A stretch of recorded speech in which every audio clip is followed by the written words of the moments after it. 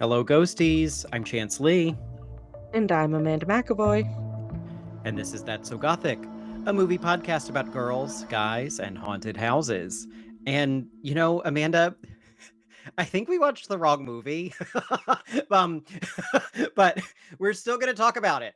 The Lost Daughter.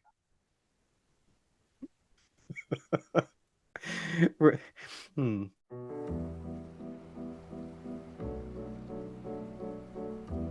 Miss Caruso, welcome. Thank you.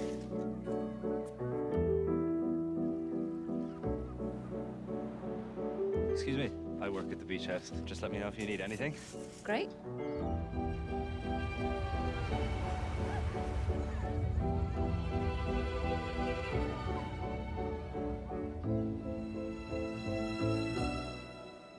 Get up! Mommy, get up!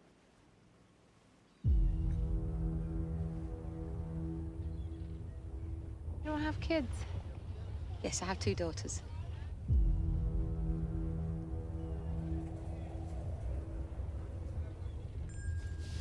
Hey, your mommy's big girl.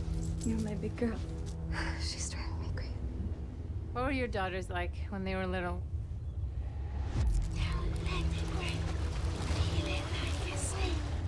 I can't remember much, actually.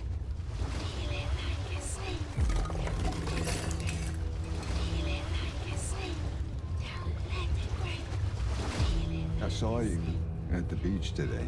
I didn't see you. I saw you.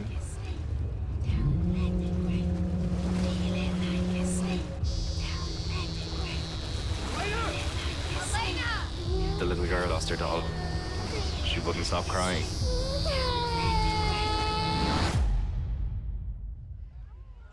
Children are a crushing responsibility. Happy birthday. Released in 2021, The Lost Daughter was written and directed by Maggie Gyllenhaal, based on a novel by Elena Ferrante. It stars Olivia Colman as Leda, a writer on vacation, Jessie Buckley as Leda in flashbacks, struggling to raise 2 daughters, Ed Harris as Lyle, the vacation home caretaker, Dakota Johnson as Nina, a young mother also on vacation, and Paul Mescal as Will, who's basically like a hot pool boy, but on the beach. Mm-hmm. Yes. And this is the story of a woman working through her parental guilt in Greece. It's like Mamma Mia, but sad. Exactly like Mamma Mia. And it is not The Eternal Daughter, Yeah. which I believe is an actual Gothic movie starring Tilda Swinton.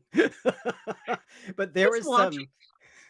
Go on. See, when I was watching this, I was like, how are we going to talk about this? And then, yeah, I think I realized I went, I think we were supposed to. What I'm so glad you said. No, there was both some confusion on my part and some SEO nonsense, I believe, because Yeah. I think these movies came out around the same time, and Mhm. the titles are very similar. Yes. And when you Google Lost Daughter, there's other movies that have this title that I believe are more straightforward, ghosty horror Oh, movies. So I yes. was getting a little confused by that. And ultimately, because I will refuse to take any blame, I will blame Maggie Gyllenhaal, Mhm. who in an interview said that she wanted to film this. So initially she had planned to set it in the United States, Oh, in a New England coastal town. And she used the word Gothic. She said they wanted to film it on some like Gothic town on the coast of Maine. And I oh. thought, well, if anybody knows what they're talking about, it's the director of this movie. Yeah. But yeah, we'll get into it. Anyway, this movie cost $5 million to make, and Okay. it was released on Netflix, so we don't have any budget, but it was nominated for 3 Oscars: Best Actress for Olivia Colman, Best Supporting Actress for Jessie Buckley, and Best Adapted Screenplay. And this was a big year for movies, 2021. This was the year Power of the Dog was a movie. Nightmare Mhm. Alley was a Oh, movie. yep. Cruella was a movie. Yes. Iconic. Zack Snyder's Army of the Dead won the fan favorite award at the Oscars that year. I didn't know the Oscars had a fan favorite. I think this was the only year they did it, and a bunch of That's so bots funny. voted for Zack Snyder movies. That is It so was funny. like this and like the Snyder cut of Batman versus Superman, I think. Oh my God. That's so good. And this was the year Will Smith slapped Chris Rock.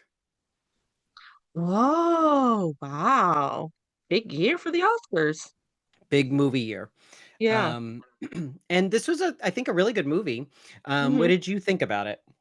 I loved it. I thought it was, yeah, a very solid, beautiful movie. Olivia Colman is so good in it. Um, and yeah, it's again not what I was expecting. I wasn't expecting much. I didn't know anything about this movie going into it. Um, but just by mere watching it for the podcast, it's not what I thought. Um, yeah, but overall, I mean, I thought it was so beautiful. And also, like, any excuse to watch Dakota Johnson is always fun.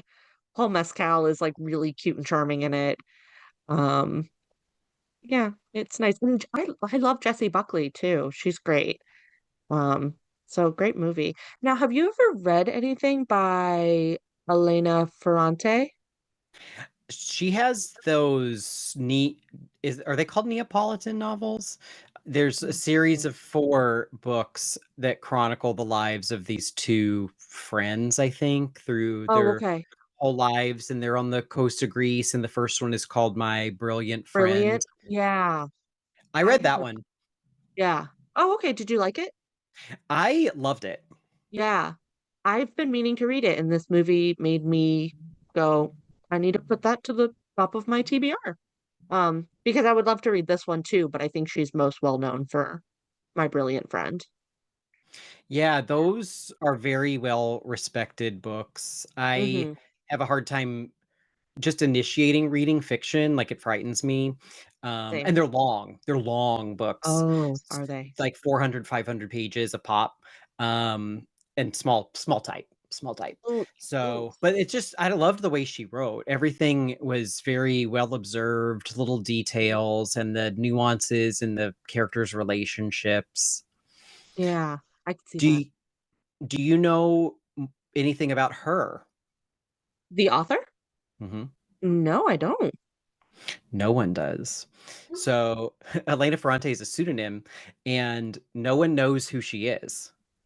Stop, really? Mhm. So in 2016, the New York Times did this. I think it was New York Times, published an investigation into Mm-hmm. her real identity, and that got a lot of negative attention because people were like, "Leave the woman alone. She wants to be Right. anonymous for a reason."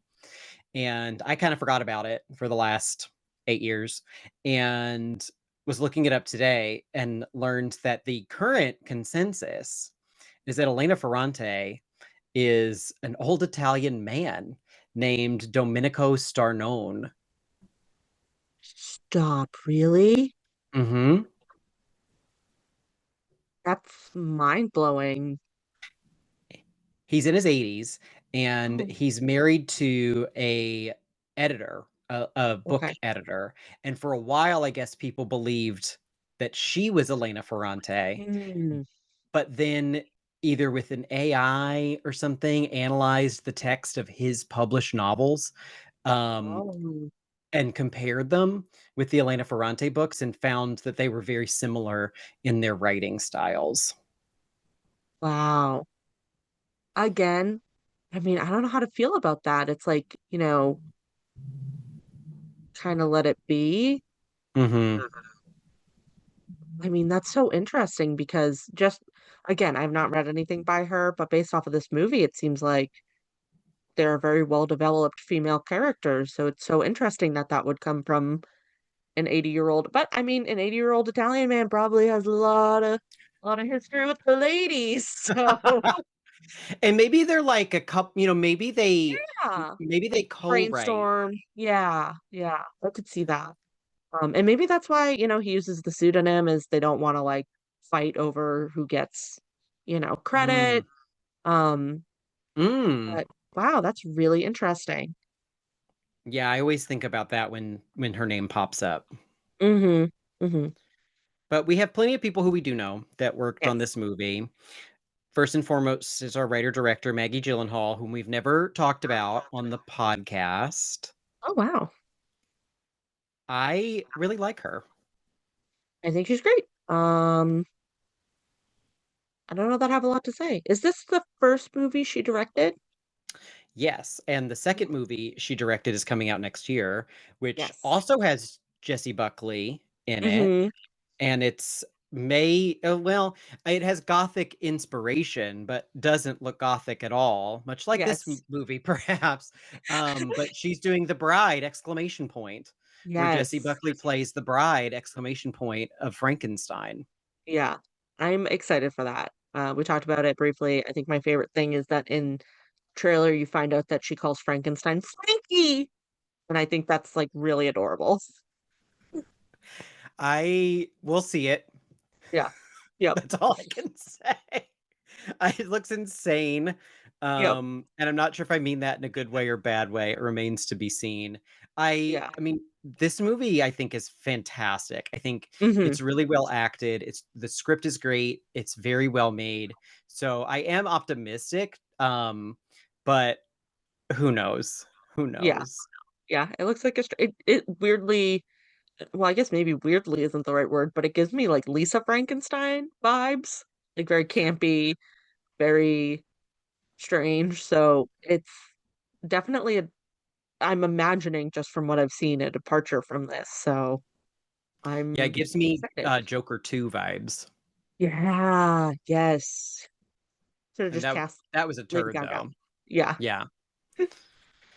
But Maggie Gyllenhaal, love her. Hmm. She has a brother Yep. who tries real hard. He's really, Hmm. very, really cute and tries real hard, but I don't have Yeah. a lot of positive things to say about him acting wise. But I love her. So have you ever seen, there's a movie that I really, really like that I think about a lot that Mm. Maggie Gyllenhaal is in called The Kindergarten Teacher. Have you No, ever seen that? never. It is a fantastic movie.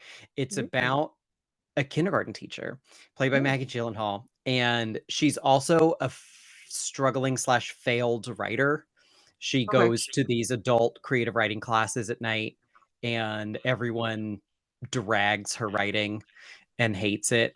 Oh. And she ends up with this kindergarten student that will get up and he'll walk around the room and just start reciting these original poems. Mm. And she starts to write them down and take them to her creative writing class and say she did it. And Yeah. they love them. And the way things progress from there, it's like it's harrowing.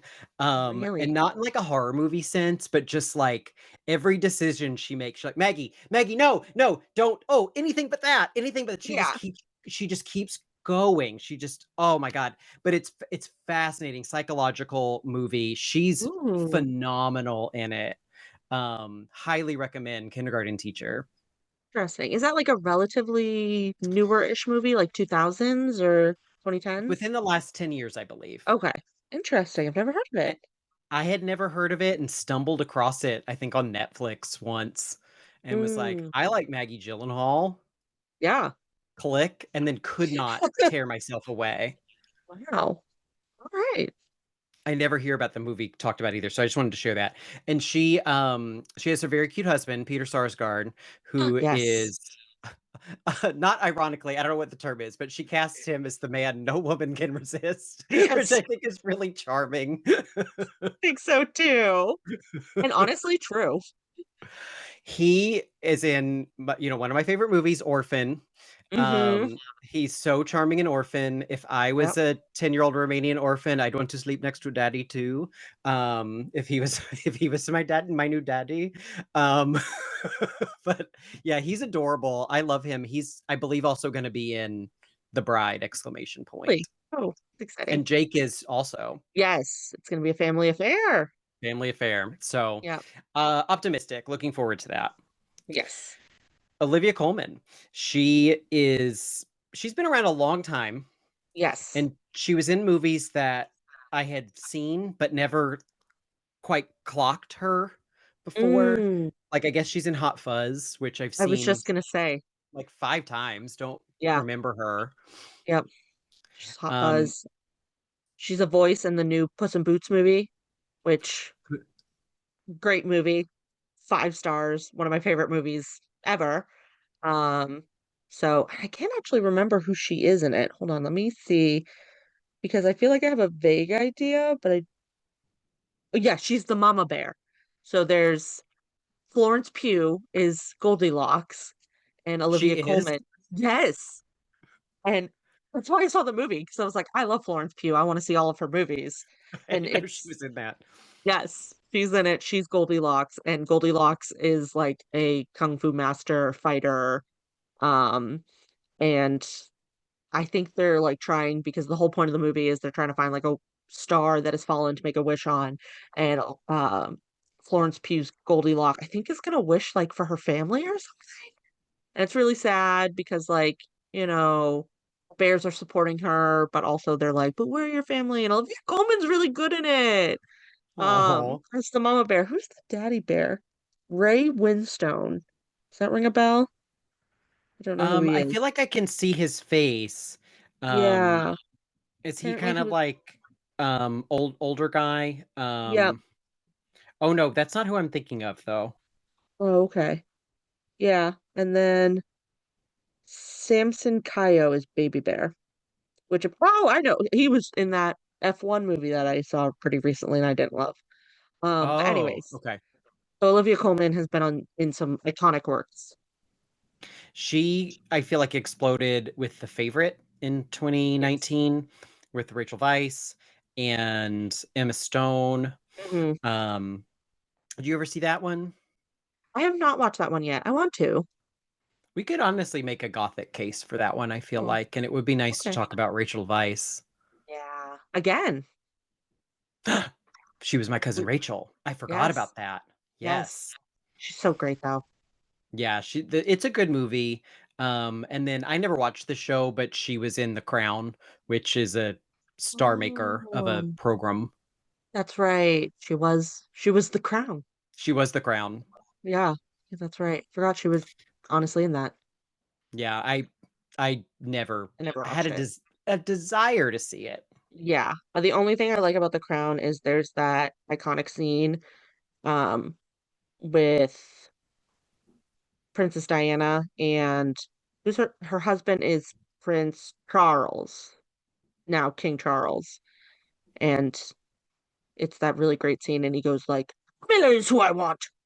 I love that scene. I don't know that one. And I yell it all the time to my sister-in-law. I go, Camilla is where my heart lies. Camilla is who I want.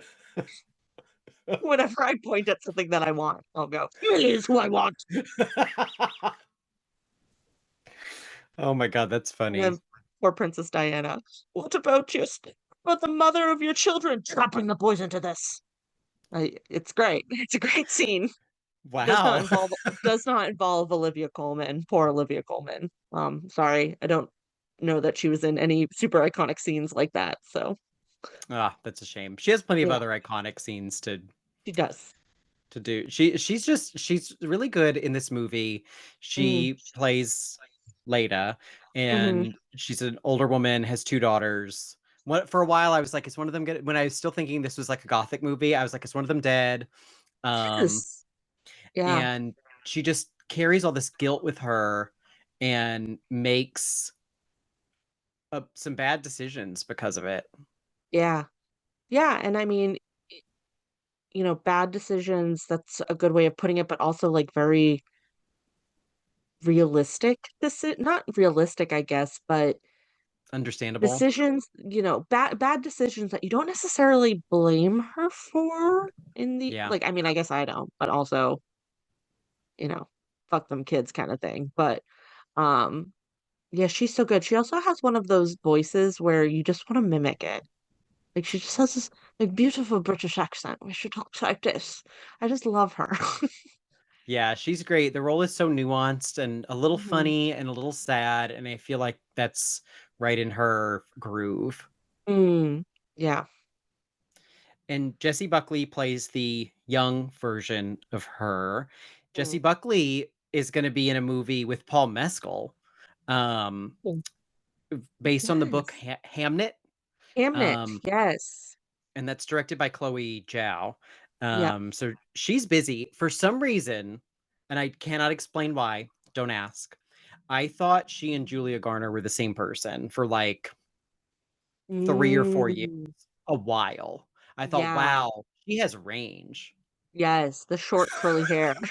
Yes. I don't know what I first saw Jessie Buckley in that I thought she was Julia Garner, because I definitely saw Julia Garner first in my life. Yes. And then at some point they were conflated for a while.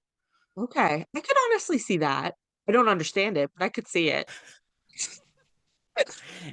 And Jessie Buckley, I think she's great. I think Mhm. she's great in some real stinkers of movies that I've seen. Yes. Yep. She's in Men. Which the first, I'm gonna be generous and say hour, but I think it's more like half an hour, um, of that movie is so phenomenal. It's like that section of the movie is like my favorite movie of all time. Um, and a huge part of that is how good she is. And she's good throughout the whole movie, but at that point in the movie, she's so good and the script and the atmosphere is so good. Um, I love her in that movie. I wish it didn't suck so bad. I went to see that in the theater and Mm. absolutely hated it. It goes dark, goes to credits, and I just started going, men, men, men, men, manly men, men, men, men, men. And me and the one other person in the theater didn't acknowledge me, but that's okay. So yeah, you made it She's better, also she's also in I'm Thinking of Ending Things. which I love that movie. I know you Oh, you hate it. do? Yes. That movie made me I want to end things. Yes, I love that movie and I love the book, which I think you also don't like. Um, Correct. yes, I love actually, I guess maybe I've only seen the movie once, so maybe I'm kind of remembering it fondly. Um, because I do think I didn't like it as much as I liked the book. Um, but I do like it. It has what's his face in it? Um, Jesse Mrs. Plemons. Jesse Plemons. Yeah, Mr. Kirsten Um, Dunst. Mr. Kirsten Dunst, right, right, right. Um, so I very much enjoyed it. And again, I think that she was such a good pick for that movie and a really strong performance. Have you seen her in anything else? Don't think so. I feel like she just kind of appeared in my life one day. Um,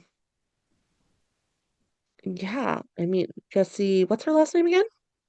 Buckley.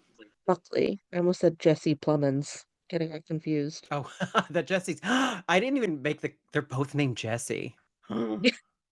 Yeah. Um, Apparently she was in Chernobyl. Oh, I've been meaning to watch this movie, and actually it relates to the thing I'm going to talk about, vaguely relates to the thing I'm going to talk about for my favorite, um, outside of this movie thing at the end. She was in Women Talking, apparently. Have you seen that? I wanted to see that, but I have not seen Yes. it. I want to see that actually so bad. Um, but I have not. But yeah, I don't think I've seen anything else she's in. She seems to have like a kind of a background in like Shakespearean, so I think she'll be She great was in Hamnet. she was a Yeah. Shakespearean theater actor. She was first Oh. discovered on a British talent show, like a not Britain's Got Talent, but like a similar type of thing. And Oh. Andrew Lloyd Webber was a guest judge and saw Oh. her, so kind of encouraged her and helped her get into theater. Wow. She was a singer then. She sang. I would love to hear her in like a musical. I guess she's in a movie called Wild Rose where she plays an Irish girl who wants to be a country singer. Oh. Um, And I think it is kind of like I think it's while not a musical, I think she sings a Right. lot in it. Yeah, that sounds lovely. I might have to check that out. That was the first time I started hearing about her, and that's when I was like, wow, because I still thought she was Julia Garner. I was like, wow, that she's really can do a lot. Oh, impressive. And like, I mean, the faces, they look nothing alike. Yeah, But I'm a little slow sometimes. that's so But yeah, funny. we're recording this the day we're recording this. Because I'm an 80-year-old man, CBS Sunday Morning, I watch it every Sunday, and they did a profile of her. So that's how I learned about her background. Hmm. Yeah.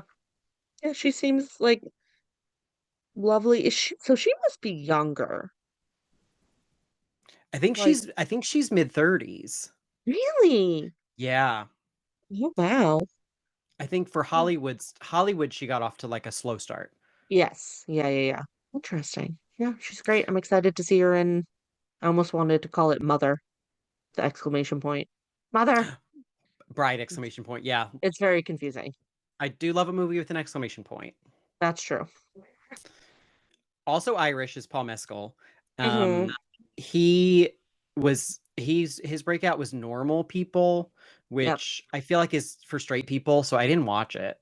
I didn't watch it. I read the book and I wasn't as crazy about it as a lot of people are. So I skipped the show. But he's Gladiator 2. He plays Yes. son of Gladiator in Yes. Gladiator 2. He plays Gladiator 2 in He Gladiator does. 2. He plays Gladiator Jr. Yeah. Um, he's super hot in it. What a terrible movie. Just He's so hot in it. I yeah. think that movie would have been better if it wasn't connected to the first one. Yeah. Yeah. And if they hadn't used CGI sharks. That's what I was most upset about. Mm.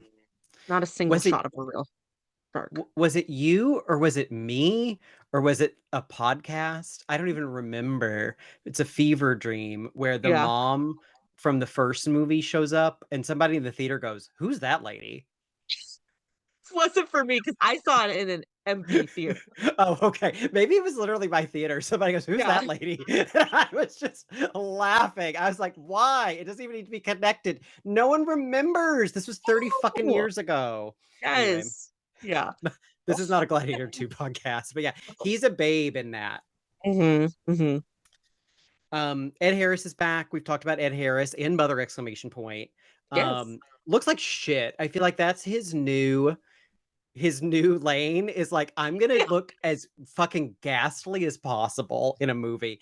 I thought it was a put on for that Kristen Stewart movie Oh, where he plays her drug dealing dad and he looks like shit, but I think he just looks like shit. he just looks like shit.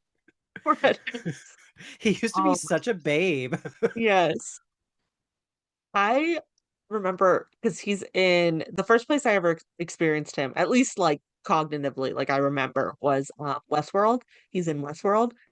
And I didn't know that was his name. And I thought whenever I would see his name in the credits, I thought it was the guy from The Office, Ed Helms. And so I was always waiting for Ed Helms to show up. And I was like, where is Ed Helms? Like, why is he not showing up? That's okay. I It's think Jessie Buckley and um what's her face are the same person, and you think Ed yeah, Harris and Ed Helms it's are the true. same person. It's fine. Yeah. You have the face mix up. I have the name mix up. Yeah, name blindness. Yes, yeah, exactly.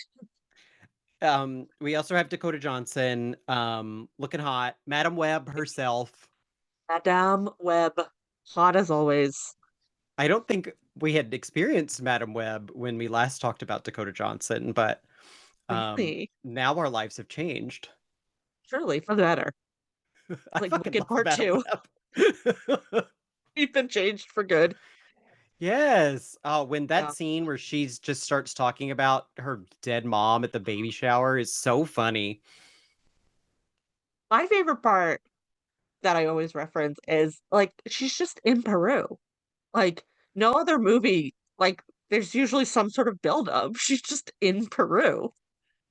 They Like, really should have done the like. Remember when they would go on the plane in Top Model and like they'd have the little headshots of the girls like bobbing in the window? They should have like done that with Dakota Johnson going to Peru.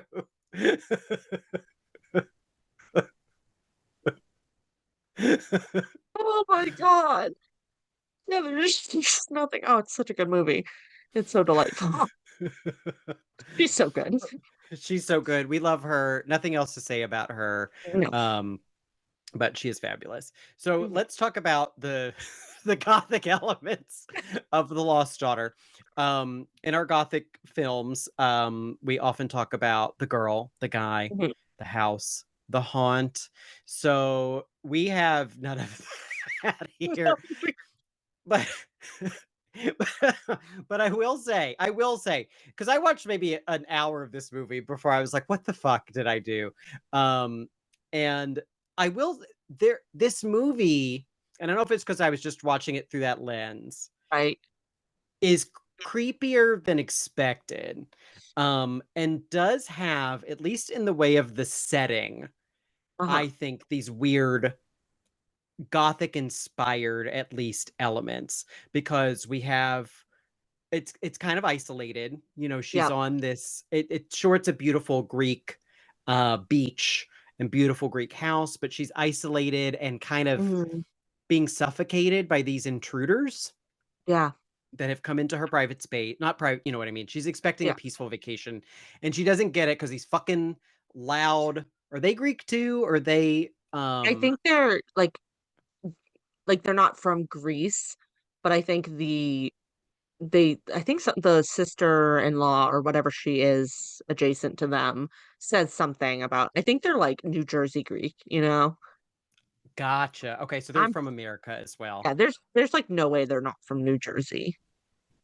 Oh, that's right, because the mom is like, I thought you were from Queens. Yeah, that's right. That's right. That's what it is. Yeah. So they're a bunch of loud, obnoxious, rude, huge family that has some sort of mafia tie-ins or gang Yes. tie-ins. I don't know, they're dangerous. And there really is that almost like sense of danger throughout Mhm. the movie. And then the environment almost turns on her because we have the storms. She gets hit with a pine cone that causes this giant Yeah. bruise on her back. The Yes. fruit is rotted in the house. She finds that giant cicada on her Yep. pillow. Yep. We have the creepy elderly housekeeper and Ed Yeah. Harris. Like, so it does have that is like a very gothic feel to me. Yes. And this movie does something that I don't know if we've talked about it on the podcast. I think we've talked about it personally. Maybe it's gotten brought up on the podcast, but something I really appreciate, which is it knows how to shoot a scene at night without, like there being like a street lamp or something. Like it still feels very natural, but like she's on the beach at night and it's well lit enough that I can see it, but it doesn't feel like you're on like a soundstage. Like it strikes the balance. And to me, like it again, like heightens that feeling of like darkness and isolation and Hmm. creepiness and like thinking of that scene of her finding the cicada on the pillow. Like it's shot where it could have taken place at any point in time. Like it's kind of I don't know. It's very well done, the dark places.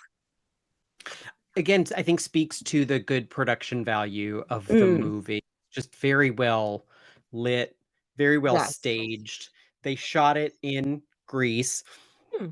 partially because of a COVID thing, Oh. because of COVID restrictions. I think they were going to shoot it in, like I said, in Maine, Mm, but they ended up quarantining and going to Greece. So specifically on the island of Spetses, which never heard sounds like a anatomy and physiology term. of Um, Yeah. but most of I mean, they didn't build sets. They just shot around this town. Even the theater where she flips out at those Oh, assholes in the yeah. theater is real movie theater.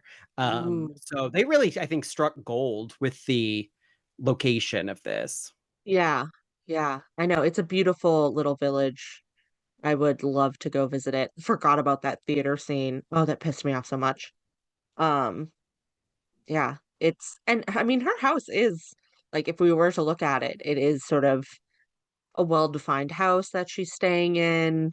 Um, really great sense of location. She's a cute little patio. It's nice. And she's a guest there. It's not really Yes, her house, which is also a that's very true. gothic thing. It's not her home. Hmm. She's a foreigner in this home. Yep. Um, and then even though it's not haunted, technically, we do have this creepy doll that Yes. carries with it this weight of the Mm, past and this significance for her because it reminds her of this doll that she threw out the window in a fight with her young kids. right. She just really struggled, I think, as a mom with these two Yeah, children that were eating her alive. right.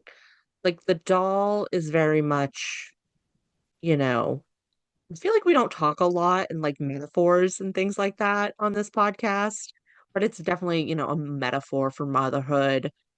Dolls are given to little girls to like, because stereotypically girls are the more nurturing. And I like that this movie showcases this side of women and of mothers that aren't necessarily as nurturing as this like typical girl and her baby doll sort of setup. Um, yeah, so it's this like looming, this blanket of just subversion over the whole movie. Yeah, Lada's she's smart, she's independent. Not that Mhm. good mothers aren't, but she Right. just doesn't really want to be a mom, or it's not what she thought Yeah. it would be. And she Right. just has to deal with these kids who are like kind of awful, but no more awful than kids can Yeah. be.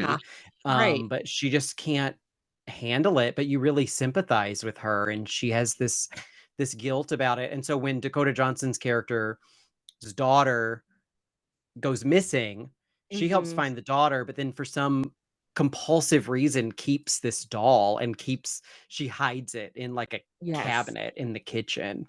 Yeah. Yeah. Kind of And a weirdo. there's the really gross scene though where the giant millipede comes out of the doll. Oh, that's right. Yeah. Yeah, that's oh. Yeah, there's a lot of bugs on this island too. The things you don't think about, I think, when you go on a tropical vacation is how big the Yeah. fucking bugs are going to be. And the doll had swallowed some water, and millipedes and those insects love to just like live in wet Ooh, you're places. right. Yucky. But yeah, creepiest doll since Brahms, that's for sure. That's yeah, definitely true. All right, so normally this is where we decide, is the movie so gothic, gothish, or no gothic? I think we're in agreement. Not gothic. Not gothic at all. It's weirdly creepy at times and very, Yes. very good, but not Yes. gothic at all. Yeah. It's like this sense of foreboding and it has actually it's funny. One of the, like when you Google something and it gives you the what are other people asking, when you Google something I and love those. let me pull up the one that I found when I Googled this movie. Someone specifically asked, "What the heck is The Lost Daughter about?" So like I think there is like a mystery to it too. You don't know Pe- what you're getting into.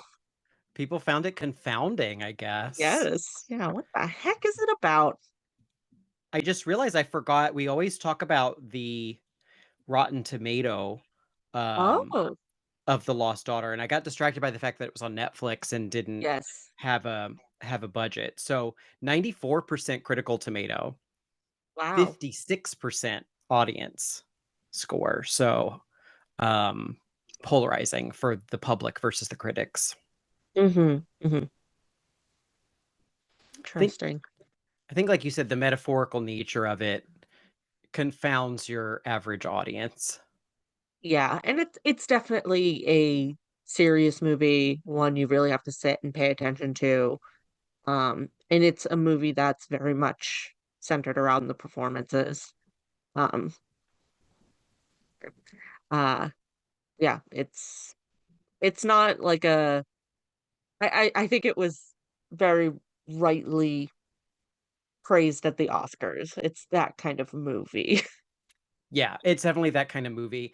I was surprised how much, I mean, by conversation, I mean, I saw like 2 posts about it, Mm. but people theorizing whether or not Leda was dead or alive at the end of the movie, Oh, interesting. which didn't even occur to me. Right. Because she gets into the fight, but I don't, there's only a small amount of violence, right? She just gets stuck with a hat pin. Right. Yeah, I don't think so. Tillia. No, she wasn't Yeah. particularly like a fragile woman. Um, No. Well, but I yeah, guess she did get struck by a pine cone and like almost lose her arm, so maybe. but those are really tall trees. That's true. That's true. And it's gonna be really sharp. And I don't know, maybe Greek pine cones are even They're worse. heavy. They're Yeah, they're heavy. heavy. They're filled with feta. They just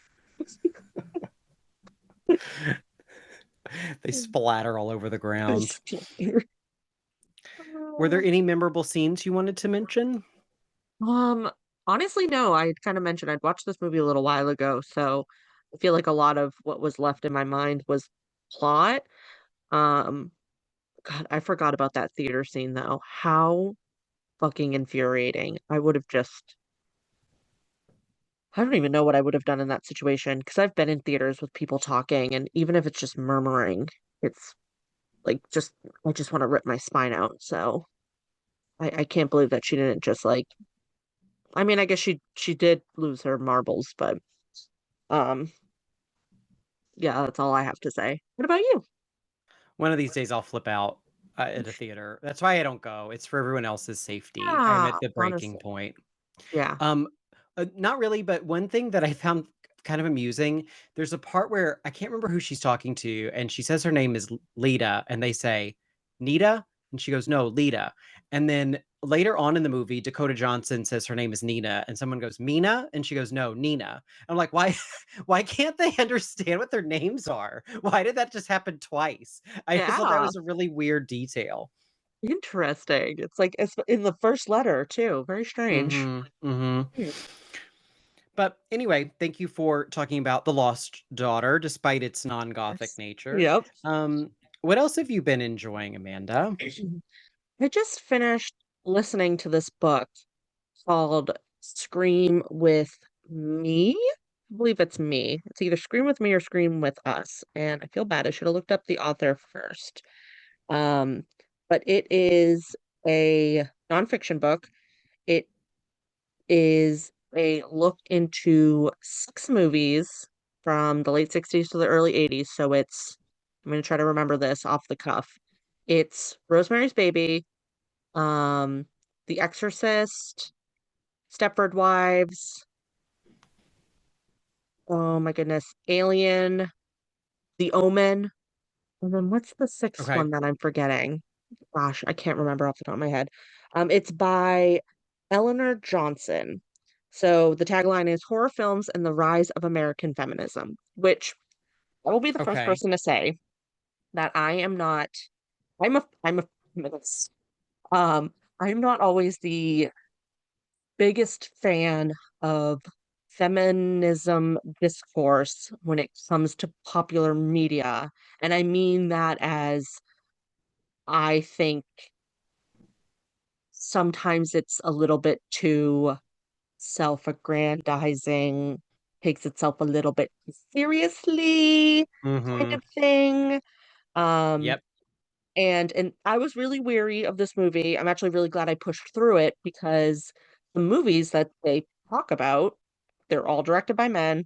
A lot of them are directed by really horrible men, like Roman Polanski. Mm-hmm. Um, and I feel like she establishes really early in the movie, though, that all of the things she's talking about are not they weren't necessarily on purpose. They weren't film choices that the directors made. It's more so the way that she's interpreting it now, looking back at that period of history, um, and how it related to that wave of feminism.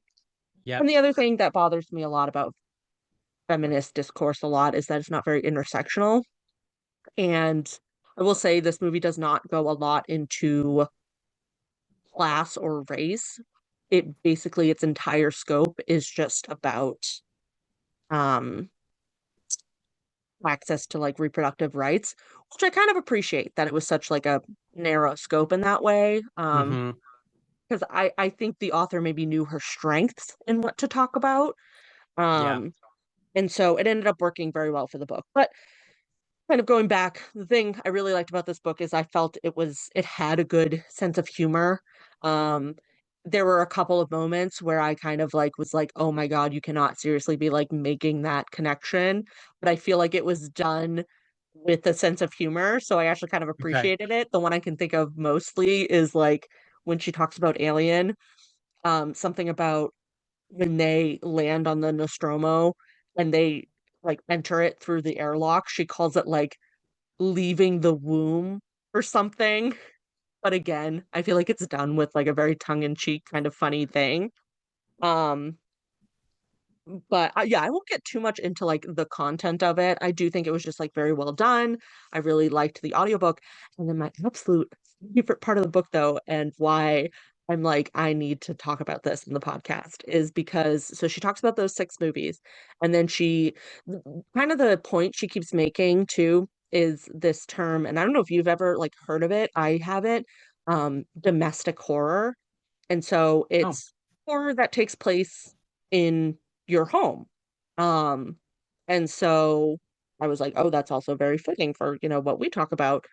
A lot of times it's, a woman sort of either, you know, having her husband working against her, or her husband is like part of this grand conspiracy, like, Mm-hmm. or the husband, like in the case of like The Omen, is like not necessarily an evil bad person, but like makes really bad decisions and puts the woman in danger. So again, I was like, oh, very much like what we talk about. Um, but anyway, so she talks about this term domestic horror. And so she brings up a couple of like modern domestic horrors. And this is where I was like, I feel like this author wrote a book like how I would write a book, because I would just want to talk about a movie that I loved. She actually talks about Creep and Creep 2, in terms of domestic horror and like feminist horror. And I was like, how is she going to do this? Like, she brings it up at the beginning of the book that those are 2 movies she's going to talk about. I was like, the second one I get, this one doesn't include female character like at No. all. So, but she does a really great job. I really do genuinely like recommend it. I would say even if you can get the audiobook like on Libby or something and just skip forward if you want to like the creep chapters, like I recommend it. Um but it was just like a really interesting take about how that movie like applies to feminism, like, and again, I'll try not to get too much into details, but something she brings up with some of the older movies is, oh, the movie I forgot is The Shining, because something she brings up is the director's treatment of the female actors. And so with the Creep movies, she talks about the changing, who is really the director in the situation. And Mm. so she like makes connections with like Stanley Kubrick's, um treatment of Shelley Duvall and how Mm-hmm. it applies to Creep. Like, it's kind of crazy. And I Huh. feel like that's what endeared it to me so much, is that I was like, there's no way she's taking herself seriously, because this is kind of batshit insane, but it's like really good. Um, so yeah, and then she does also bring up women talking very briefly at the end, Oh, acknowledges okay. that it's not a horror movie, but kind of in that domestic horror sphere. I feel like it just really, I don't know, it really was educational for me. I feel like I picked up a lot of really good things. Um, and it kind of, I don't know, it was really wonderfully done, and it was just a really fun listen or read if you're gonna read it. Again, just so happy that someone talked about Creep. I feel like it could be the worst thing in the world, and if you bring up Creep, I'm gonna be like, yeah, like I love it. Keep talking about it. But yeah, Scream with Me. Yeah, Scream with Me by Eleanor Johnson was quite lovely. My interest is piqued. Yeah, and it really is, there are ties that she brings in with different movies, like different themes throughout everything, but if you wanted to, you could definitely like listen to bits and pieces of it. Like I think one of my favorite sections she actually talks about is The Omen. Um because that's just a movie I wasn't super familiar with. I've only seen it like once. Hmm. Oh, she also talks about The First Omen, Apartment 7A, Oh, Immaculate, all at the end. oh, So okay. I think it's worth it to, yeah, like at least listen to, the last couple of chapters, in our case. Um, but yeah, like the chapter on the Stepford Wives, I've never watched the Stepford Wives. I kind of want to now. I, Like, when we talked about Rosemary's Baby, I got obsessed with mm, Ira Levin, who's the author of right. Rosemary's Baby, and he also Yes. wrote The Stepford Wives. Yes. And I read the book, which is fan fucking tastic. Really? I love his. I think his writing and me really gelled Hmm. well. I really loved his writing. And then I made the mistake of checking out the Nicole Kidman Stepford Wives, which is one Mm, of the worst movies I've ever seen in my entire life. yeah. And I had to turn it off. That's how bad it was. Yeah. But someone at my library was on an Ira Levin kick recently because they requested their interlibrary loan, both the original Stepford Wives and Boys from Brazil, which is another Ira Levin Right. book that was made into a movie that I'm not familiar with. So I was like, oh, I should just take the Stepford Wives. So yeah, I do want to Yeah. watch the old one Yes. because I haven't seen that yet. Yeah. The way she was talking about it definitely piqued my interest. And did make me want to watch it, but also I wasn't like super into, I guess, that chapter. The Rosemary's Baby chapter, which I think is the first one, I feel like is good if you haven't already sort of picked it apart and like read a lot about Hmm. it, talked about it with someone. So like I feel like you could skip it, although she makes some like really interesting points too. The alien one I think is a stretch. Um, a Yeah. point she makes that I didn't know. I didn't know like that it's still happening to this day is that women can't fight in like active military combat for the most part. Oh, I didn't know that. Still to this day.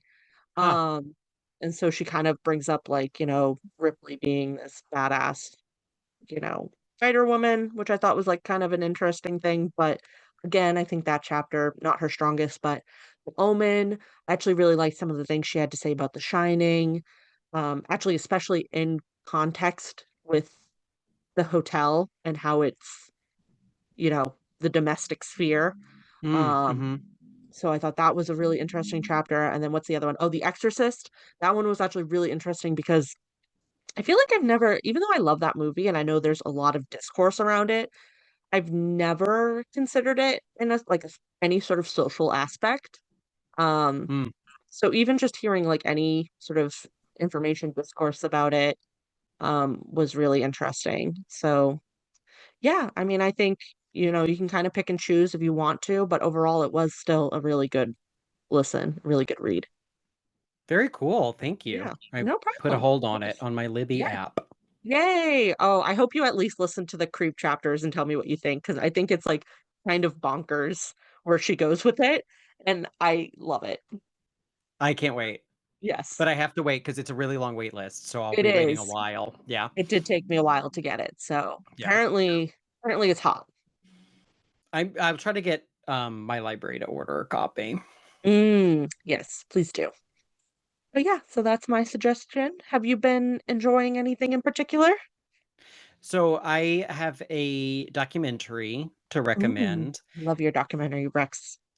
This one's called Man versus Snake, and I watched it on Tubi.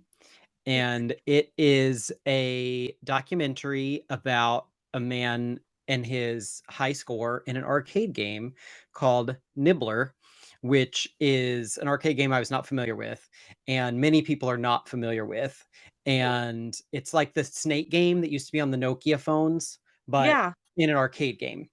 And it is in the vein of King of Kong, which was a very popular documentary about the quest for the high score of Donkey Kong and these two men Oh, battling for the high score of Donkey Kong, including hot sauce salesman Billy Mitchell.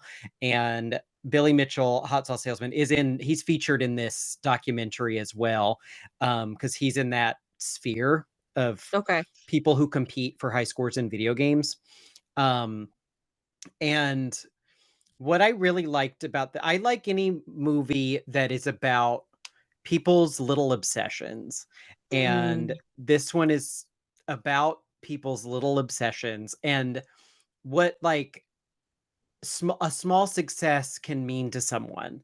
And the guy is from this small, I think, Iowa town. It's wherever Twin Galaxies is located. And I didn't realize Twin Galaxies was a real arcade. mhm. Twin Galaxies is an arcade that started the official video game high score scoreboard. So if you have a high score in a video game, it doesn't really count unless it's been certified by Twin Galaxies. Oh, That's how people that's how you achieve legitimacy in this field of competing for high scores in video games. So typically you need to film your entire playthrough, and then some poor judge at Twin Galaxies has to watch the whole thing, and yeah, make sure there's no discrepancies, inconsistencies, glitches, stuff like that. um, right. but anyway, so the guy who created Twin Galaxies is in the documentary.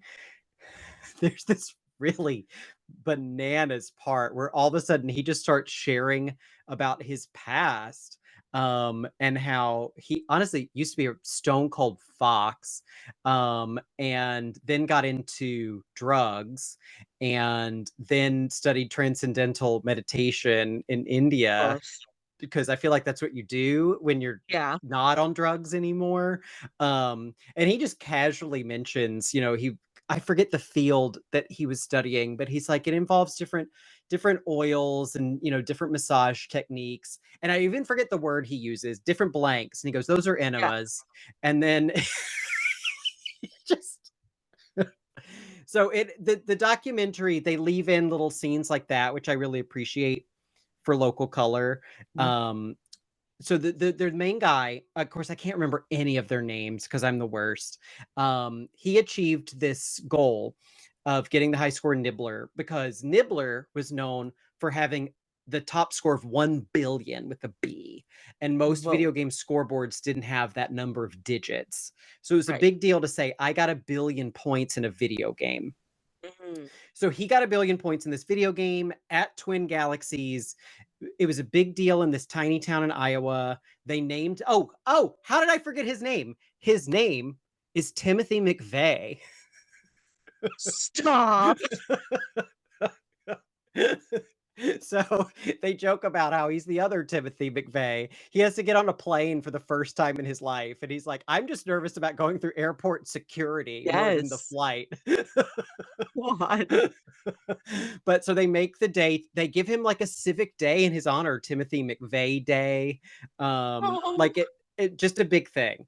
And then he finds out that there's this guy in Italy that says he has the highest score in Nibbler. But there's no like record of it. Like everyone in right. his little Italian town says that he did it. Um, and they track this guy down as an adult, and talk to him. And I feel like they're trying to persuade him to play Nibbler again. He has no interest in it. Um, Right. he's really hot, and like an athlete. Um, Yeah. and I will say the other guy is not an athlete. I'll just Yeah. put it that way. But Yeah. then there's this third guy comes into the picture, this Canadian. And I can't remember he has like two first names. His name's like Roger Brandon, or something like Okay. that. He has two first names. And he tr- says he can get the high score in Nibbler. So anyway, they have like a Nibbler showdown, and it's all about just like trying to get the high score in Nibbler. I don't know. Yeah. I really liked it. The guy, it was just such an interesting. What I like about documentaries like this is you get to see people's lives that you don't normally see. Right. And he talks about the Timothy McVeigh, he works in like machine production. He makes like, I don't know, ball bearings or whatever. Right. And he's talking about how the warehouse that he works in was an old Walmart, and his office is the video game cage. He says this is where they kept all the N64s and the Yeah. PlayStations, and only certain people had a key, and you'd go back and get them. And he goes, and now that's where my office is. I'm in the video game cage. And Yeah. his wife is so sweet and so supportive of his weird hobby. She's really precious. All his friends are really supportive and nice. I don't know. It was a really sweet, heartwarming for me. It's gotta be a little weird for my heart to be warmed. And Yeah. my heart was warmed by Man Oh, versus Snake on Tubi. Really well done movie. And yeah. normally, like, it has this, they have a lot of they do little animated parts, which Mm. normally I would find really annoying, but I don't know. I liked the way the movie was made. I thought it was really Yeah. really well made. The filmmakers don't try to insert themselves into the movie. Now I'm just complaining about other documentaries like Yeah. but anyway, great. Man versus Snake, highly recommend. And if you haven't seen King of Kong, that's like the classic one. Okay. But I liked this one because it was almost a little quirkier, a little weirder. Yeah. Right. Oh, I love that. I love like a good character study documentary. Like, And yeah, like not, focused on a serial killer or something. Just like a guy like doing something weird. Love that. just a guy doing something weird. And I did like the hot Italian guy, and he can speak Mm. English, but he says Niebler. The way he says Niebler, like I just it's just so cute. Oh. But I don't know, everybody was just really cool. Even the people who you think are going to be kind of assholes. Mm. Um I don't know, they end up not being. It's Yeah. just really really nice Yes. look at a weird subculture. I can't remember the quote exactly, and I don't even know if it's like a real quote or something, but I feel like I read somewhere sometime that like someone that was a crazy sentence.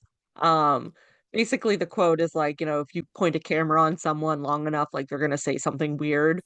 And I feel like that's like the best crux for a documentary. The best documentary subjects are the ones who do something weird and won't shut up about it. Like Yes. Yeah. that's the Venn diagram you need. I have weird interests and I talk a lot. Like those Yes. circles need to eclipse, and Exactly. then you strike gold. Exactly. Yes. And this was one of those. Mhm. Well, thank you, Amanda. And See? thank you, Ghosties, for listening to us talk about The Lost Daughter and its heavy gothic themes. Um, please subscribe wherever you get your podcast. We do talk about more gothic films usually. You can, like Elvis, very gothic Mhm. film. You Most. can rate and review us on Apple Podcasts or Spotify, and share us with a friend. Until next time, stay ghosty. Bye-bye. Bye.